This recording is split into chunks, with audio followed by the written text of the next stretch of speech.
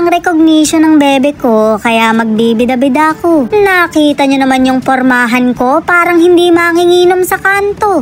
Ring at binubura ko yung makeup ng bebe ko dahil nag-akala mo mangkukulam. Pero kita nyo naman, maganda pa rin ang kinalabasan. Magpapakabog ba naman yan sa nanay niyang sarap-sarapan? Napakaaga kong ang gumising para magkabit ng pilik mata. Takot kasi talaga akong malamangan kaya pagbigyan nyo na. Kailangan ko ng mahabang oras para magpaganda. Pero bago ang lahat, magpaplansya muna ako ng damit namin. Hindi na ako nag-almusal para maging 12 yung bewang ko.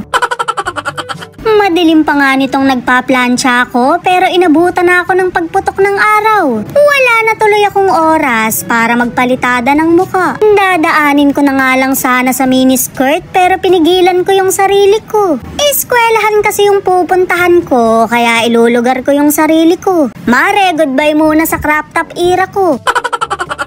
Walong patong nga sana yung foundation ko pero ginawa ko na lang 2. Hindi tuloy makinis yung pagkakapalitada. May make-upan ko pa kasi yung bebe ko pero eto't binubura ko uli. Shoot, mare, nagmukhang busog na rin tayong kilay niya. Pero nagawan ko naman ang paraan kaya Diyosa na ulit siya. O diba, sinong ina mo?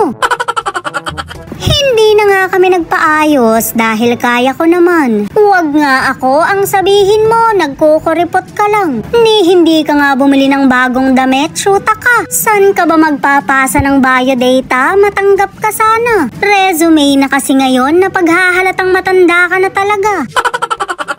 Okay na nga kami, kaya lalayas na yung magnanay na bida-bida. Syempre kasama din yung ama kahit hindi nagpapakita. Grabe talaga mare, napagkagandang bata nito. Yung ina naman, eto't mabait lang.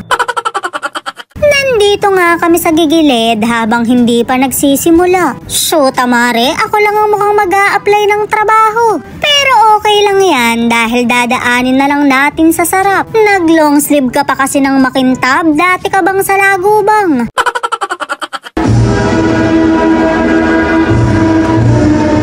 Congratulations to Zara Ayesha Sib.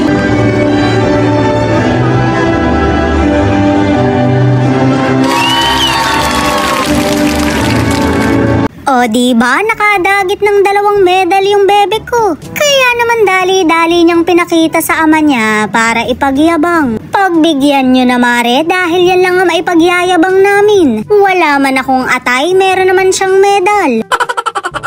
Napansin ko nga na parang pamilyar yung bayong. Ganito kasi yung lagayan ng panabong ng sugar daddy ko. Kabod na lang tuloy niyang na-miss yung mga kaklase niyang sabongero. Hindi siya makakapasok ngayon dahil may ganap yung bebe ko. Subukan niya lang mare, tinolang talisayan ang ihahanda ko ngayon.